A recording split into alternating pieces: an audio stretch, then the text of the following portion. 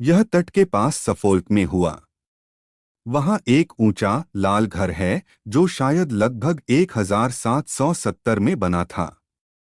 इसके पीछे एक छोटा गंदा बगीचा है और सामने की खिड़कियों से आप समुद्र देख सकते हैं।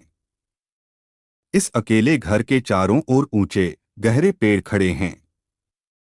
सामने के दरवाजे के पास एक संकेत है जिससे पता चलता है कि यह एक सार्वजनिक घर था जहां यात्री खाने और सोने के लिए रुक सकते थे। एक बढ़िया वसंत के दिन थॉमसन नामक कैम्ब्रिज विश्वविद्यालय का एक युवा छात्र इस घर में आया। वह कुछ समय एक शांत और सुखद जगह पर बिताना चाहता था जहां वह पढ़ लिख सके। उस समय वहां कोई नहीं रह रहा था और घर का प्रबंधन करने वाले श्रीमान और श्रीमती बेट्स ने उनका स्वागत किया और उन्हें बहुत सहज महसूस कराया। उन्होंने उसे पहली मंजिल पर एक बड़ा कमरा दिया जिसकी खिड़की से अच्छा नजारा दिखता था। उन्होंने अपने दिन बहुत शांति से बिताए। हर सुबह वह काम करते थे, दोपहर में वह देश में घूमते थे और वह आमतौर पर शाम को बिस्तर पर जाने से पहले बार में कुछ स्थानीय लोगों के साथ शराब पीते थे। वह यथासंभव लंबे समय तक अपना जीवन ऐसे ही जारी रखकर बहुत खुश था। उसने पूरे एक महीने तक रुकने की योजना बनाई। एक दोपहर थॉमसन सामान्य सड़क से अलग सड़क पर चला और दूरी में उसे एक बड़ी सफेद वस्तु दिखाई दी। वह उसकी ओर चला और पाया कि वह एक बड़ा चौकोर पत्थर था जिसके बीच में एक चौकोर छेद था।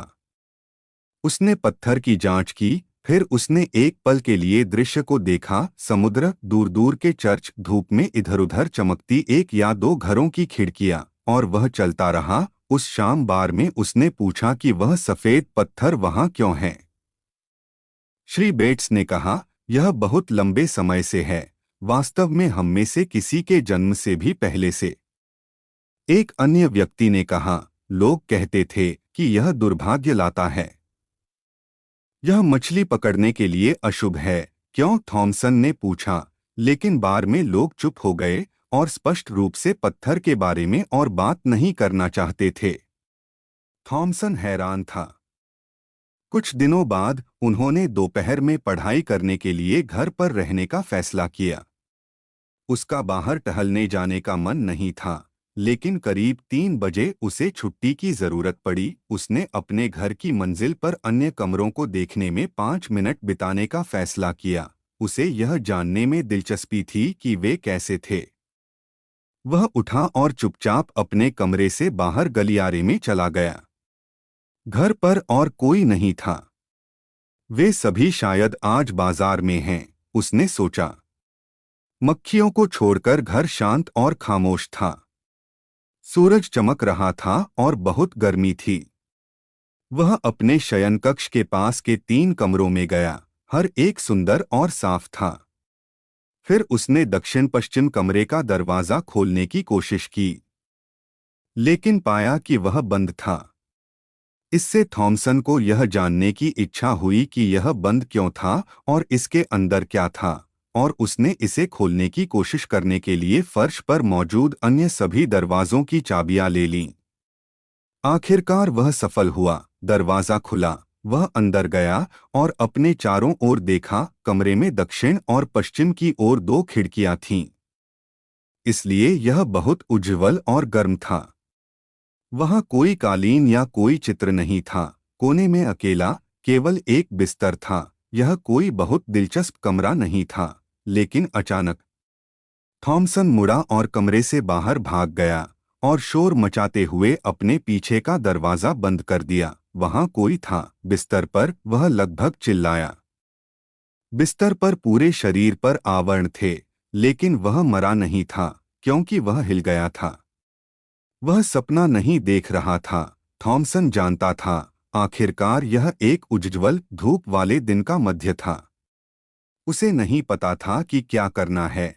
सबसे पहले बेशक उसे दरवाजा फिर से बंद करना पड़ा, लेकिन ऐसा करने से पहले उसने सुन लिया। कमरे के अंदर सब कुछ शांत था। उसने ताले में चाबी डाली और उसे यथासंभव चुपचाप घुमाया, लेकिन फिर भी उसने कुछ शोर किया। अचानक वह रुक गया। कोई दरवाजे की ओर चल रहा था। वह मुड़ा और गलियारे से होते हुए अपने कमरे की ओर भागा। दरवाजा बंद किया और जितनी तेजी से हो सके उसे अपने पीछे का दरवाजा बंद कर लिया। उसने इंतजार किया और सुना। शायद यह व्यक्ति दरवाजों और दीवारों के बीच से निकल सकता है, उसने खुद से फुसफुसाया। कुछ नहीं हुआ। अब क्या, उसने सोचा।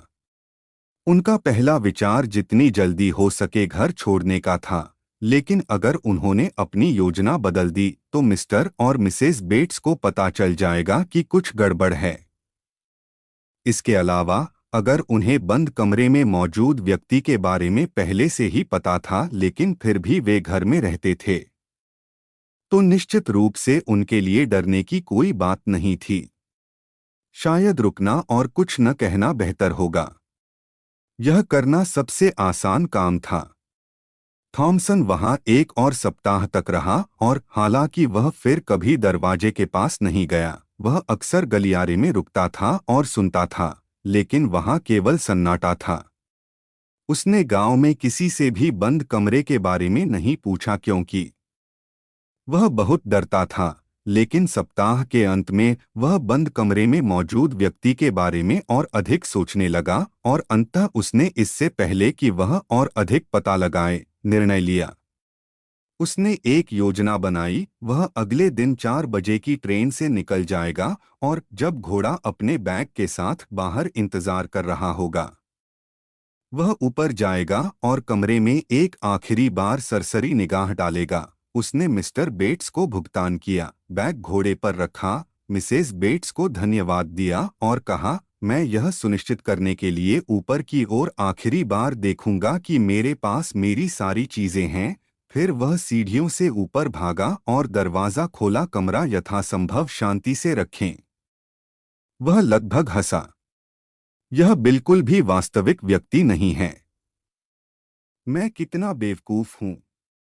यह सिर्फ पुराने कपड़ों का ढेर है, उसने सोचा।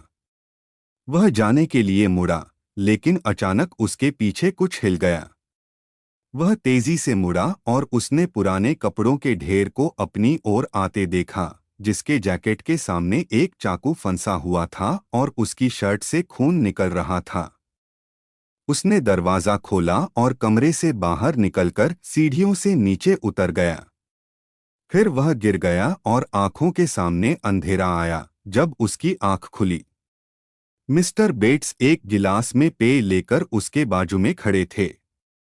वह नाराज लग रहा था। आपको ऐसा नहीं करना चाहिए था, मिस्टर थॉमसन सर। हमने आपके साथ इतना अच्छा व्यवहार किया। उसके बाद ऐसा करना एक बेवकूफ़ी भरी बात थी। आप उस कमरे में क्यों देखना चाहते थे? यदि आप लोगों को बताएंगे कि आपने क्या देखा है, तो कोई भी इस घर में रहना नहीं चाहेगा, उन्होंने कहा। मुझे माफ करें। मैं बस जानना चाहता था, बस इतना ही, थॉमसन ने कहा।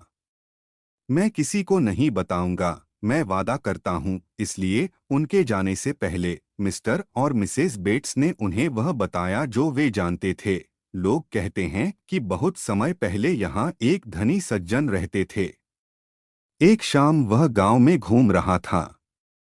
तभी लोगों के एक समूह ने उस पर हमला कर दिया। वे उसके पैसे चुराना चाहते थे। उन्होंने उसे उस बड़े सफेद पत्थर पर पकड़ लिया जिसे तुमने उस समय देखा था जब तुम उस दिन बाहर घूम रहे थे, और उन्होंने उसे चाकू से मार डाला। फिर उन्होंने उसके शव को समुद्र में फेंक दिया। बाद में गांव के कुछ लोगों ने उस पत्थर को गांव से दूर हटा दिया। उन्होंने कहा कि तट के इस हिस्से की मछलियां इसके करीब नहीं आएंगी। आप देखिए, मछुआरे कुछ भी नहीं पकड़ रहे थे। हमसे पहले जो लोग इस घर में रहते थे, उन्होंने हमसे कहा कि उस शयन कक्ष को बंद कर दें, लेकिन उसमें बिस्तर छोड़ दें, क्योंकि जनाब का भूत शायद फिर से घर में आकर सोना चाहता होगा। जब से हम यहाँ आए हैं, आप उसे देखने वाले पहले व्यक्ति हैं। वह हमारे लिए कभी कोई समस्या नहीं रहा। लेकिन कृपया किसी को मत बताना, उन्होंने दोहराया। हम नहीं चाहते कि लोग इस घर में भूतों के बारे में बात करें। कई वर्षों तक थॉमसन ने सफोल्क में बेट्स के घर में क्या हुआ, इसके बारे में किसी को एक शब्द भी नहीं बताया।